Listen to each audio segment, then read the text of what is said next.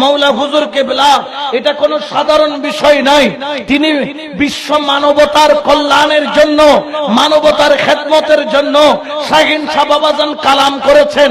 আজকে আমরা দেখতে পাই মাওলা হুজুর কেবলাই আলম তিনি যে খেদমত করে যাচ্ছেন, এই খেদমতের কোনো অন্তিম নাই, সীমা নাই, শেষ নাই। কেমন খেদমত করে যাচ্ছেন বাবাজান কেবলাই আলম।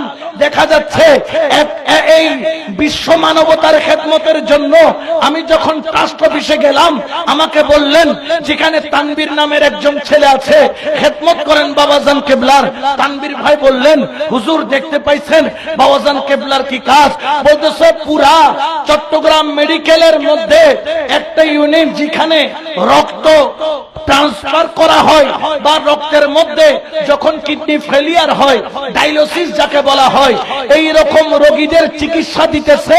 প্রত্যেক বছর এক একজন রোগীর চিকিৎসার পিছনে হাজার হাজার লক্ষ লক্ষ টাকা নয়, এরকম কোটি কোটি টাকা অকাতরে শুধু মানবতার খেদমতে যিনি দিয়ে যাচ্ছেন, তিনি হলেন আমার মাওলা হুজুর মাইজভান্ডারী। বড় করে বলো সুবহানাল্লাহ। ঠিক কিনা? এগুলা আমরা কেন বলি? কারণ আছে আমাদের সমাজে কিছু মানুষ আছে, তারা বলে মাইজভান্ডারের শুধু গরু নেই, মোষ নেই, আর কিছু করে না। আরে দেখবি কোত্থেকে মাইজভান্ডারে কি আছে? এটা তোমাদের মতো পেশার নয়ন দিয়ে দেখা সম্ভব? আশেকের নজর লাগবে, ঠিক কিনা? আরো জোরে বলেন না ঠিক কিনা?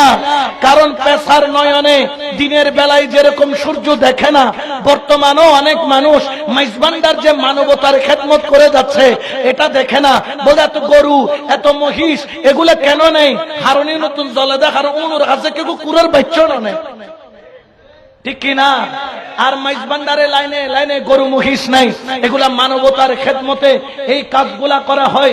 যেমন চট্টগ্রাম মেডিকেলে গত কিছুদিন আগে 55 লক্ষ টাকা ডায়ালিসিস মেশিন প্রদান করেছে। 1 লাখ 2 লাখ টাকার নয়, 55 লক্ষ টাকার দিয়েছেন। কিসের জন্য? বলতেছে অনেক মানুষ ডায়ালিসিস করতে গিয়ে বেতন হচ্ছে 15,000, বেতন হচ্ছে 20,000 টাকা। দেখা যায় বাবার ডায়ালিসিস করতে গিয়ে মাসে খরচ হইতে 25,000। এখন উল্টা আরো খরচ হচ্ছে। মাওলা হুজুর যখন দেখলেন ওই পরিবার শুধু বাবার চিকিৎসা করতে গিয়ে নিঃস্ব হয়ে যাচ্ছে, মাওলা হুজুর বললেন না, বসে থাকার সময় নাই।